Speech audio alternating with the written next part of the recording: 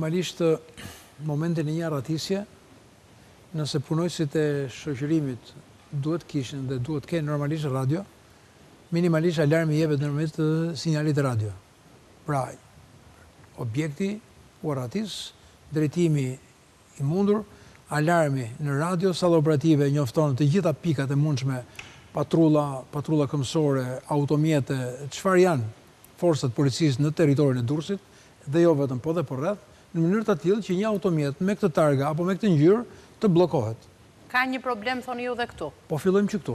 Okej. Kthehemi tani pse pikërisht ky automjet ishte ambulancë dhe nuk ishte një makinë që zakonisht bëhet për shoqërinë e personave me shkallë të lartë rrezikshmërie. Nuk mund të shkojnë me ambulancë. E para, e dyta, pse nuk është njoftuar policia e shtetit për masa shtesë, sigurie? Pse nuk u mor më parë masa që ai territor të ishte i zbrazur, që të kishim një prezencë të policisë dhe automjeti të ofrojnë në afërsi të objektit dhe nga automjeti tek objekti koha dhe rruga të ishte e shkurtër që të mos kishim mundësi jo vetëm largim, po mund të kemi edhe kundërshtar të këtij, të cilët mund ta eliminojnë apo jo. Po, do të thënë rreziqet janë të pafundme dhe është përgjegjësia patjetër e punojësve. Mund të kishim dhe një atentat ose mund të kishim një sulm të një grupi të armatosur, të cilët mund të jenë maskuar, që mund të eliminonin ose të bënin presion policëve dhe mund ta kishin marrë që në momentin e zbritjes. A mund të jetë kjo neglizhencë softa? Jo, s'është neglizhencë. Nuk është? Jo. Duke pasur parasysh se grupi shoqërimit shoqëron shumë burgosur. Shiko, e di pse nuk është neglizhencë. Protokollet janë strikte. Minimumi absolut i mundshëm janë 3 persona. Në normalitet janë 4 deri në 5, dhe në kushte të përforcuara duke përcaktuar kush është personi dhe shkalla e rrezikshmërisë. Personi nuk përcaktohet me fjalë, përcaktohet mbi bazën e akuzave të veprës penale, dhe këto janë nga SPAK-u, ku akuzohet për vrasje dhe për grup të strukturuar kriminal. Këto janë të mjaftueshme për të parë mundësinë e rrezikshmërisë personit. Dhe si i tillë, qoftë edhe grupi shoqëror, do të ishte me antiplum, do të kishte masat e veta të ruajtjes dhe sigurisë personale, dhe deri tek ruajtja dhe siguria e vetë të subjektit, nga momenti i burgut. Transporti gjatë qytetit, që mund të kishim ndeshje për plase gjatë rrugës. Momentin e hyrjes në objekt, ruajtja e regjimit të daljes, ruajtja e ambientit ku do të kishim klinikën apo zyrë apo ambient çfarë do të bënte ato analizat, hyrja më parë ambientit, nëse ka gjëra të ndaluara apo gjëra të paligjshme, të cilët mund të ndikojnë dhe mund të japin atij avantazhe duke përdorur forcën ose mjete rrethënore për të përdorur forcën fizike. Nëse do të përdorte tualetin, si është tualeti, sa siguri ka penxhere që mund të ketë mundësi të largohet etj, dhe mbasi të bëj kjo hyrje paraprake, atëherë po mund të ndërtosh sa do të jetë numri i forcave, sa do të jetë numri i mjeteve, sa do të jetë ato mjetet e komunikimit. Dhe a e ka njoftuar detyrinë e burgjeve? Jo. A ka marrë autorizim nga struktura e posaçme? Ju kujtohet që kur zoti Velia i kërkoi të shkonte Këshilli Bashkiak nuk i dhan leje. Kur kërkoi të ishte në gjykat nuk i dhan leje. Pra do të marrë autorizim për të lëvizur persona të cilët janë në masa të larta sigurie. Po, Ervin, në informacionet e tua ose në një lloj perceptimi se nuk janë të pakta rastet që gazetarët kanë informacione, a neglizhohet diçka e tillë? Do të thënë kjo çështja e shoqërimit të burgosurve, a mund të jetë kjo një neglizhencë apo? Unë i qëndroj mendimit të zotit Softa që nuk kemi të bëjmë me një neglizhencë. Aty pikë së pari duhet shoqëruar që nga momenti që zbret nga ambulanca me pranga.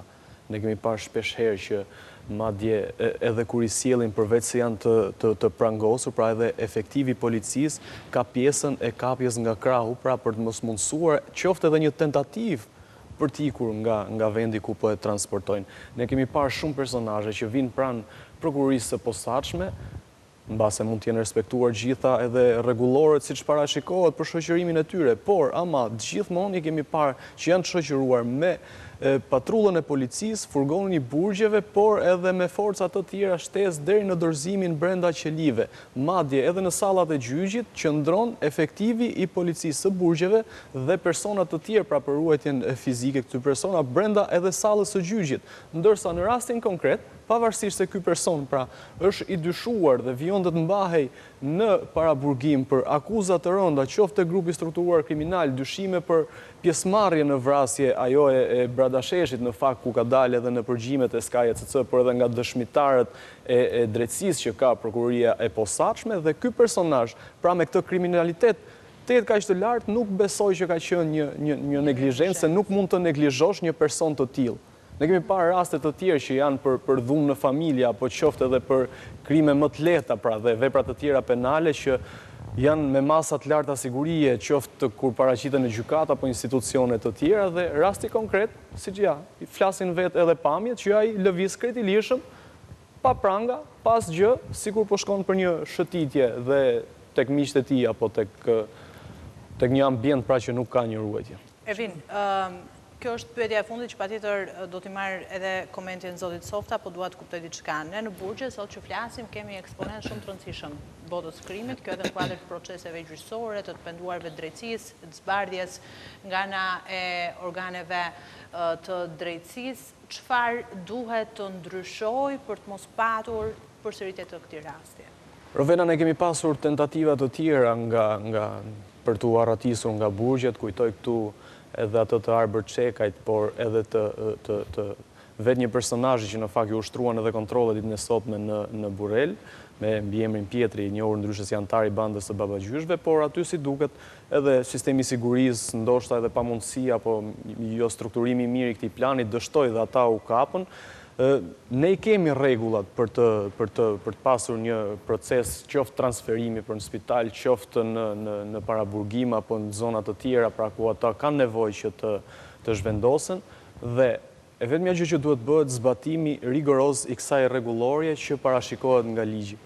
Dhe në raste të tilla, pse të mos njoftohet policia për shërbime shtesë, për përforcim të kësaj transferte në spital apo edhe në vendet të tjera ne kemi parë, sepse janë shpeshherë marrin edhe leje për të shkuar tek në raste që mund të kenë fatkeqësi familjare apo raste të tjera që zakonisht kanë marrë edhe leje që janë shfaqur. Dhe pra protokolli është, por duhet të zbatohet. Duhet zbatohet, se ndryshe do të kemi raste pafund, si rasti që ka ndodhur pra edhe me Altin Docin. Pra nuk është një neglizhencë, por është pjesa e mos respektimit, mbase prokuroria mund dalë edhe në përfundimin që mund të ketë pasur, mbase pse jo edhe në bashkëpunim.